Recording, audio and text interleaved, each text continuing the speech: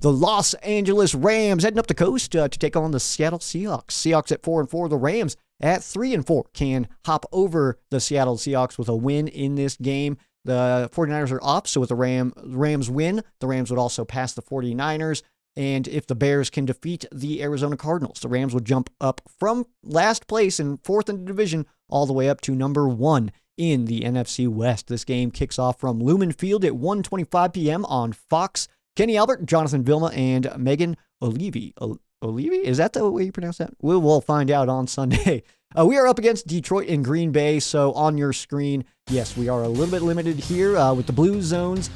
Is where we'll catch it on local TV. But just do the thing, There's plenty of ways to watch the games, even if you are in the red zone, which is Detroit and Green Bay, like I mentioned.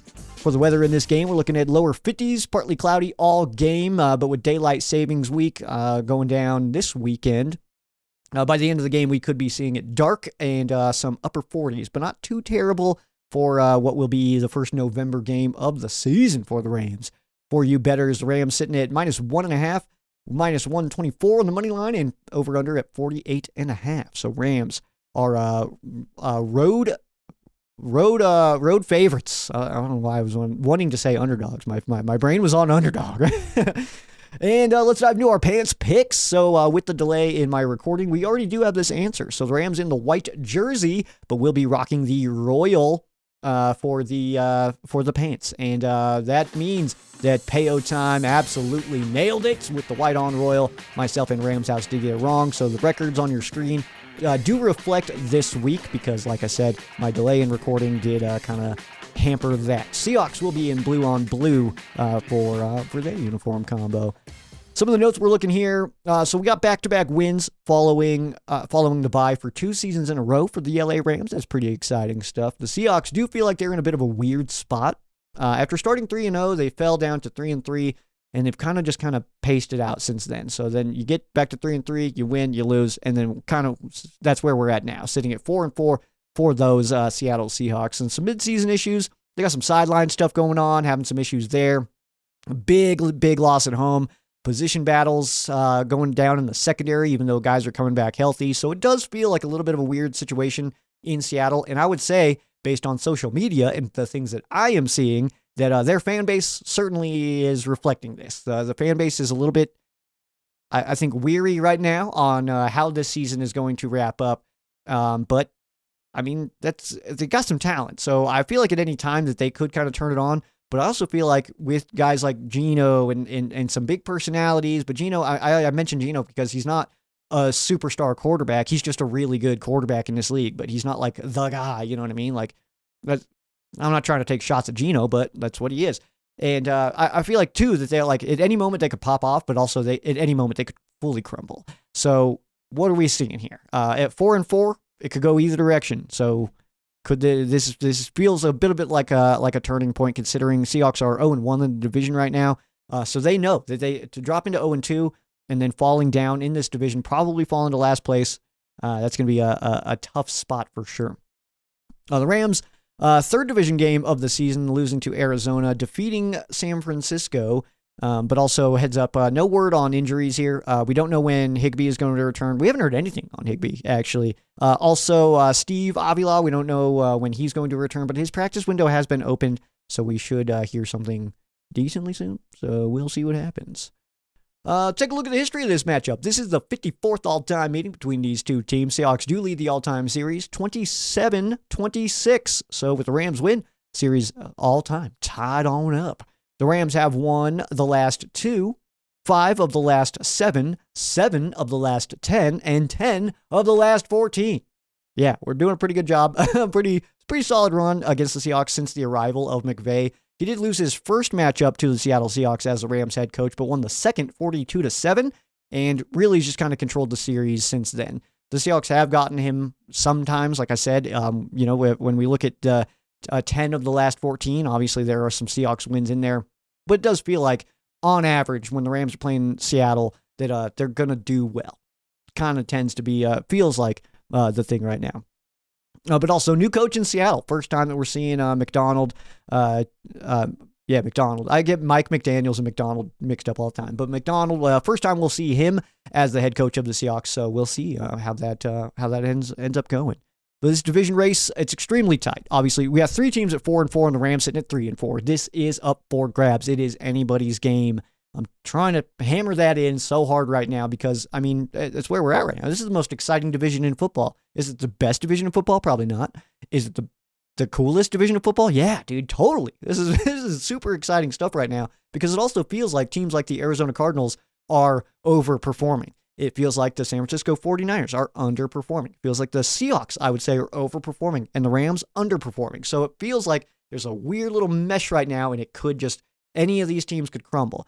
Like we've seen with the Rams, what some injuries can do to this team. We've seen in Arizona what just having the right opponent against you, what that can do for you. And they've been able to kind of close out some games late.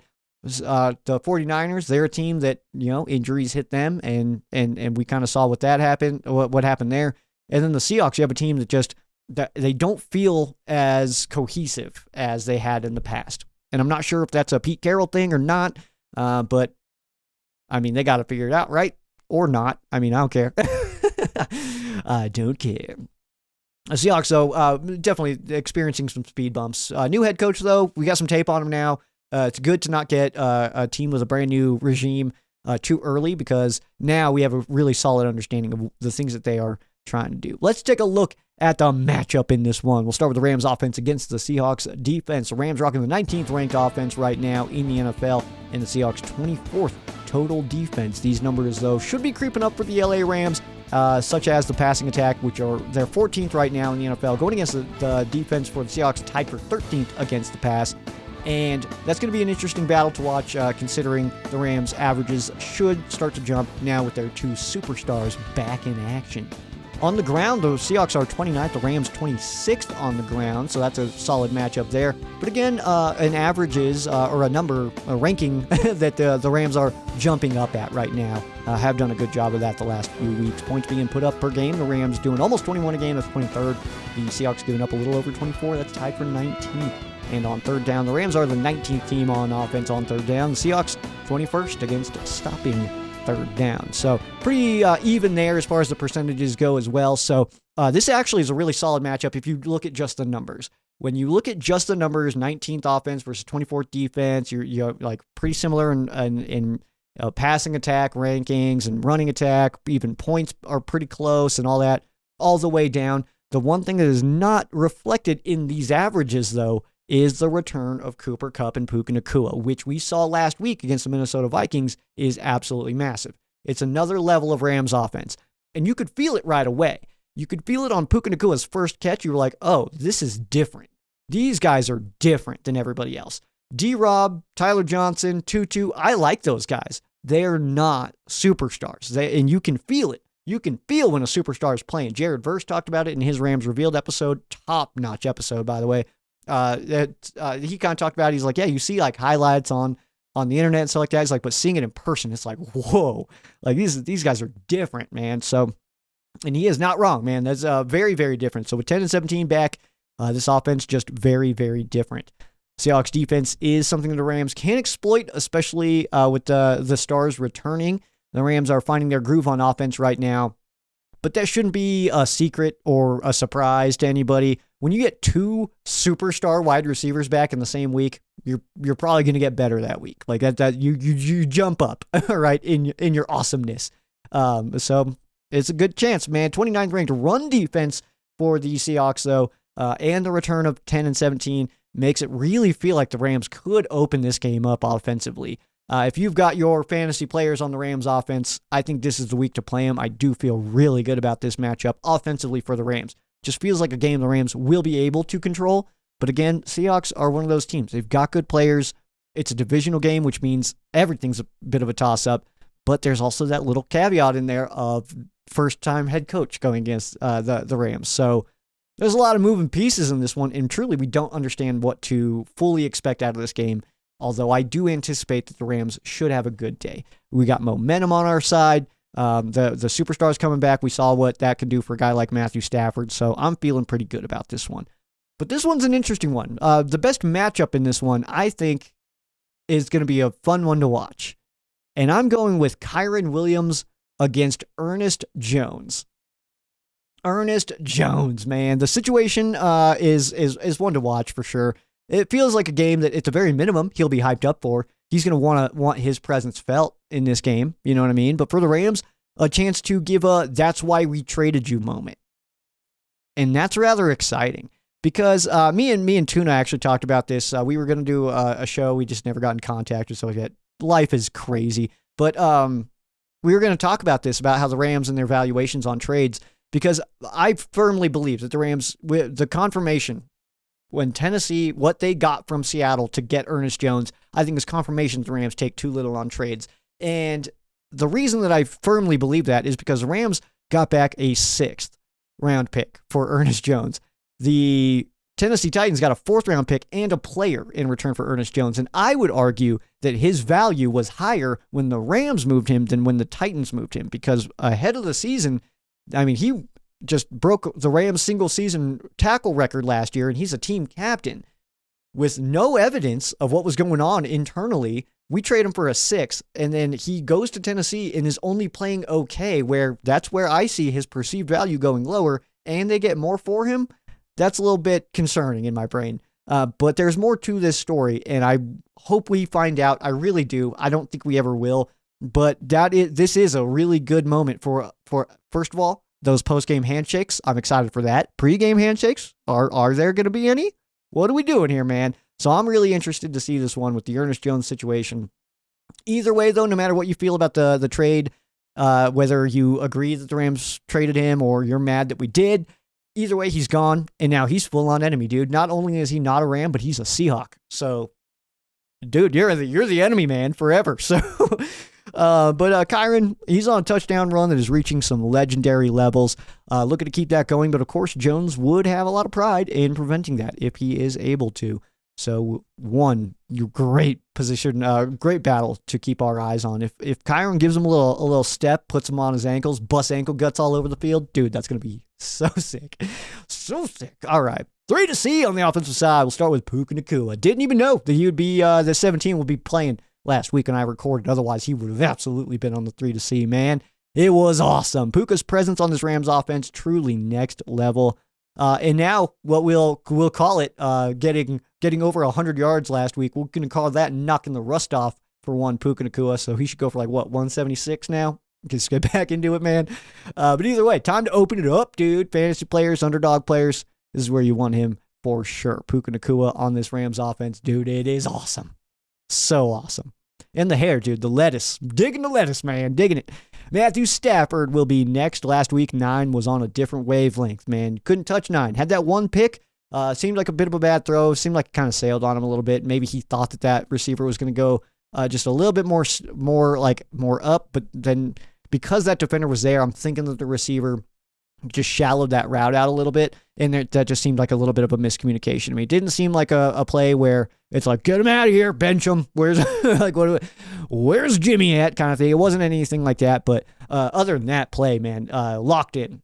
And Matthew Stafford, he was doing that thing where even McVay going up to him, if you watch the sounds of the game, McVay going up to him and he's like, I love you, man, you're killing me. And he's just and then just sits down. That's when you know 9 is about to steal some souls, dude. And that is so sick.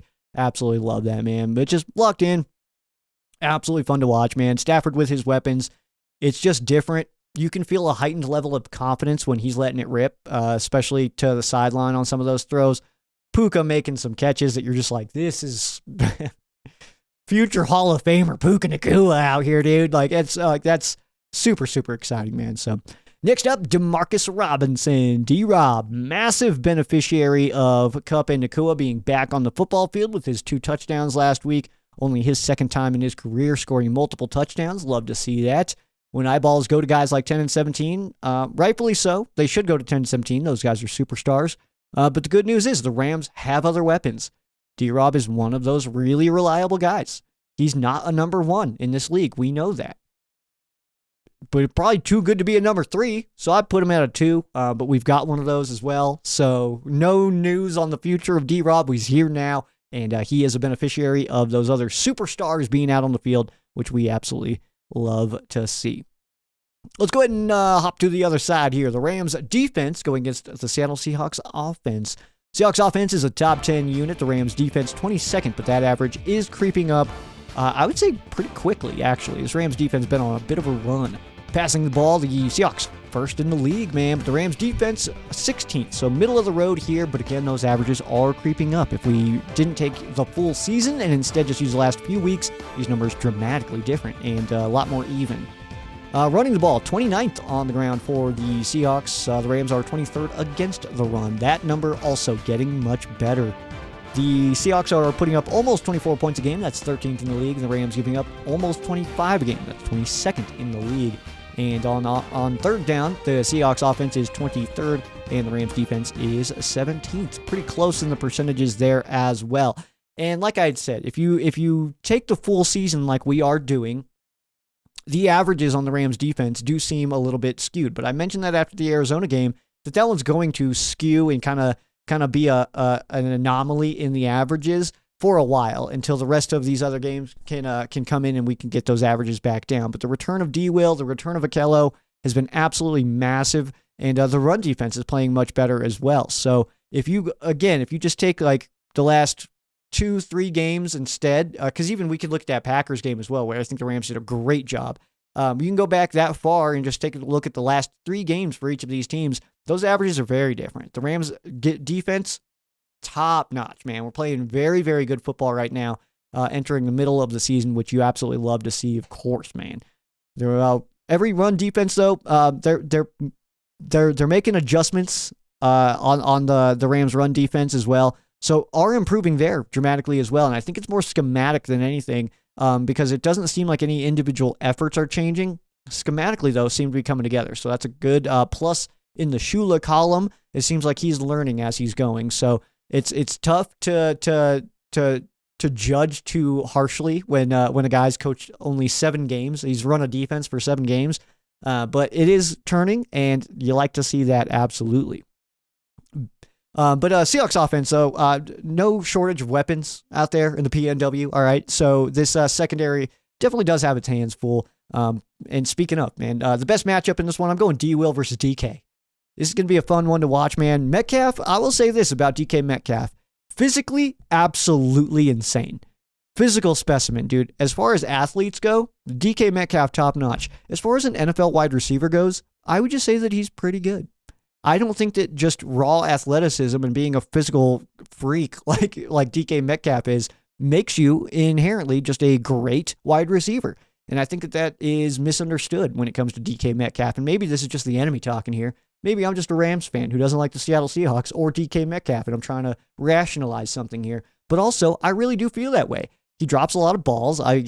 His effort level seems to vary depending on plays and games. It depends, It does vary, where that doesn't happen with a Puka or a Cooper, you know what I mean? But DK, I would say physically, when it comes to wide receivers, physically, maybe top notch. Maybe the number one physical receiver in the NFL. When you look at just athleticism, pure athleticism, as a wide receiver, he's just pretty good. I maybe put him top 10. Maybe. I'd have to really dig into a list here and start to rank some people and stuff like that. But either way, I don't put him super high. I just don't think he's that kind of guy. D-Will, though, returning. This Rams defense has been different since D-Will returned. And if we've got a guy that can take away the athleticism of a DK, it's D-Will. And that's going to be a great matchup to watch, man. Great matchup to watch. Take a look 3 to C on the defensive side here. Jared Verse. Yeah, putting him here probably forever. All right, he is so dope. Jared Verse is so awesome. I am digging Jared Verse so much, man. He's becoming one of my favorite guys for sure. He is so dope. His Rams Revealed is making him he's putting him into the consideration of favorite player for myself. All right, that's definitely a thing. The way he came out doing the skull clap to those Vikings fans after they were doing it when Cam Curl was down on the ground. Loved that. I love the trash talk, man. I love it. It was so much fun to watch. I was talking about that. It's like we needed like a Cortland Finnegan, somebody to start getting into the opponent's head. That's Jared Verse. That is Jared Verse. And he is talking, man, all day. Absolutely love it. And he talked about it in his Rams Revealed that he's trying to get into the opponent's head, but he said that like it was firing up Michael Hoyt. It was firing up Bobby Brown. And that the other guys are like, hey, man, chill. And he's like, I won't. I absolutely love that, dude. So Jared Verse, absolutely, man. He was getting after Darnold last week. He was wrecking that offensive line all day long. And we're watching the shift in Verse right now, where the skill set and the confidence level are kind of syncing up, and it's creating quite the storm, man. It's starting to feel like we are watching the beginning of what will be a really, really good career out of Jared Verse. This guy's exciting and pumped that we've got him on our squad. Next up, Quentin Lake. Putting Lake on here again because he's really, really coming into his own. He's a really fun player to watch. On my rewatch of the Vikings game, watching him fly around, man, watching the decisions that he's making, you can tell, man, this guy's a different kind of player. I don't think he's getting the love that he deserves yet, even from Rams fans, I'll say. But we needed this to happen, especially against the top passing attack. We need everybody in the secondary to be on for this game. First-ranked pass attack for the Seahawks. But it feels like this defense, this secondary can be on. We're playing very, very good football lately. Ever since Trey White got bumped down and D. Will's been back, Akello's been back. The secondary is different, man. It's absolutely awesome. But it will be on the captain, Quentin Lake here, to make sure that everybody is hyped up, man. So stands to reason that should happen. Next up, we're going to go with Kobe Turner. Let's not forget the conductor here, all right? I feel like a lot of eyeballs going to Jared Verse, going to Byron Young, even Braden Fisk. But the conductor, man, he is playing insane. His role on the defensive side, I kind of mentioned it before, man, and I kind of stand by it. He's playing the Michael Brockers role in an Aaron Donald world, man. And he's doing like two jobs right now, but it's absolutely awesome. And he's killing it up there, man. He's firing everybody up. This team is just different with this front right now, man. It's very exciting stuff. Could you imagine if Donald was still around? Oh, man. Sorry about your offensive lines, dude. That wouldn't even be fair anymore. So maybe that's what the NFL decides. Like, you can't keep playing Donald. You can't have all these guys, man. You can't be perfect, okay, Rams? That's probably what Goodell said. His words, dude, not mine. But either way, it's right now the way this front is, like, a lot of people, depending on the team, they decide who they want to double. Minnesota was picking Jared, which he said he loves because that makes him better. He's got to find a way to get around that now. And also, it opens up guys like Kobe to have a one-on-one.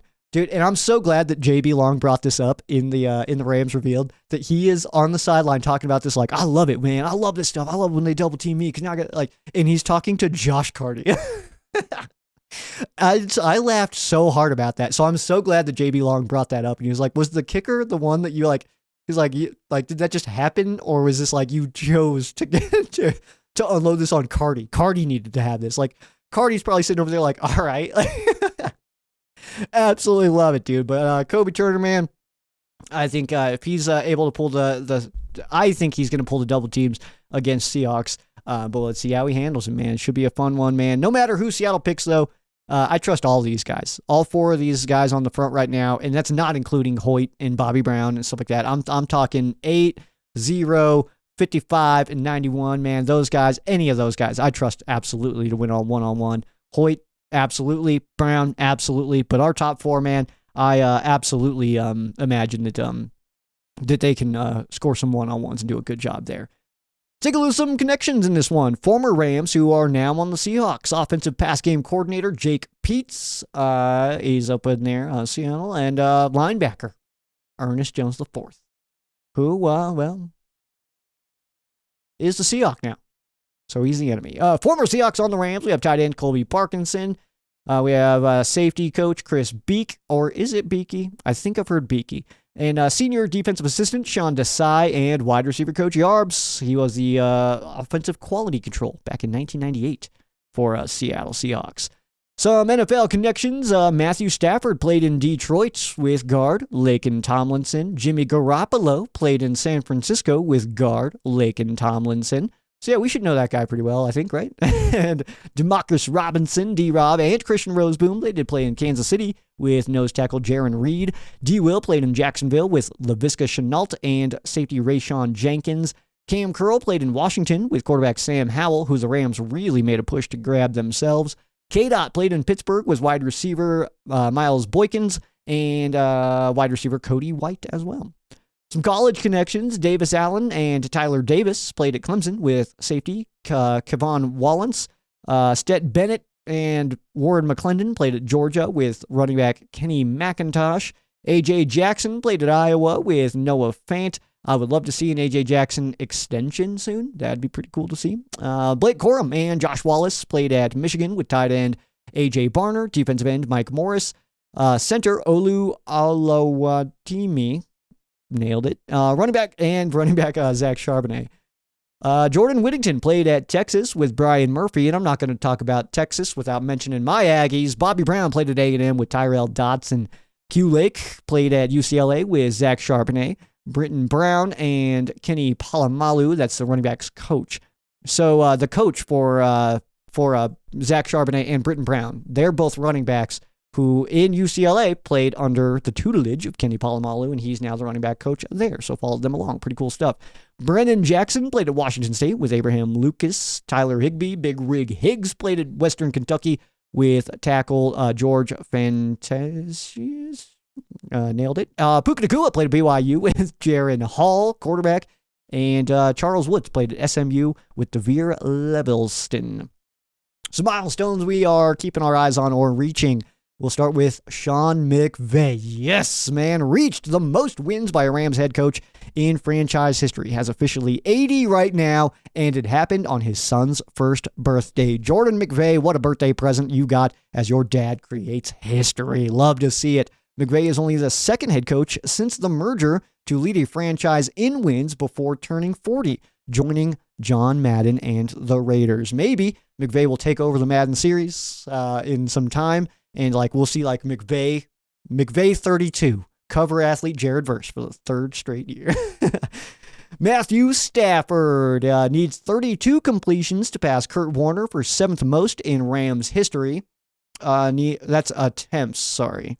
Needs 32 attempts to pass Kurt Warner for seventh most in Rams history. He needs 29 completions to pass Kurt Warner for fifth most in Rams history. Needs 15 touchdown passes to tie Bob Waterfield for seventh most in Rams history. Cooper Kupp tied Elroy Hirsch for third most touchdown receptions in Rams history.